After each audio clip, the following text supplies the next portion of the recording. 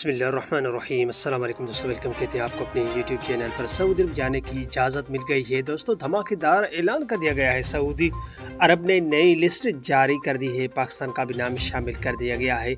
कौन कौन से ममालिक इसमें शामिल किए गए हैं और क्या शराइत लागू किए गए हैं दोस्तों। सबसे पहले आपको बताता चलूँ कि सऊदी हुकूमत के वज़ारत दाखिला की जानिब से जिन ममालिक ने सऊदी अरब से वैक्सीन लगवाई थी उनको इजाज़त दे दी गई थी सऊदी अरब से वापसी के लिए, मगर उनको इजाज़त नहीं थी जिन्होंने सऊदी अरब से वैक्सीन नहीं अपने मुल्क से लगवाई थी।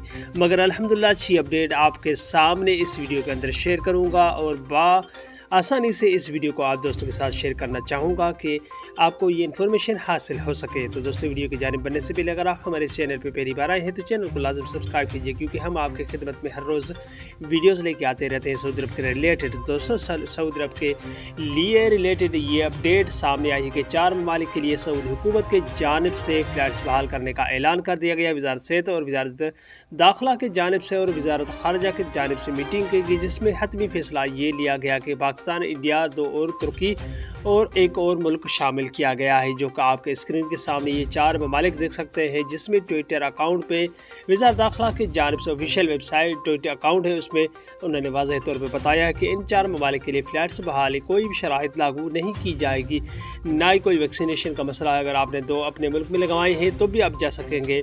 फाइज़र, एस्ट्राज़ेनेका के अलावा दूसरे जो चीना है उसमें बूस्टर लगाने के बाद अब आसानी से जो शराइत लागू किए गए सऊदी अरब के ने उनको फॉलो करते हुए आसानी से सऊदी अरब के अंदर दाखिल हो सकेंगे। आसानी से दाखिल होने के लिए आपको तरीक़ेकार कोई वीडियो से बने हुए उसमें जाके देख सकेंगे। तो दोस्तों, मेरे भी ऐसी वीडियो है उसमें भी आप जाके चेक कर सकते हैं। ये थी आज का अपडेट। मिलते हैं नेक्स्ट वीडियो में। बाय बाय, अस्सलाम।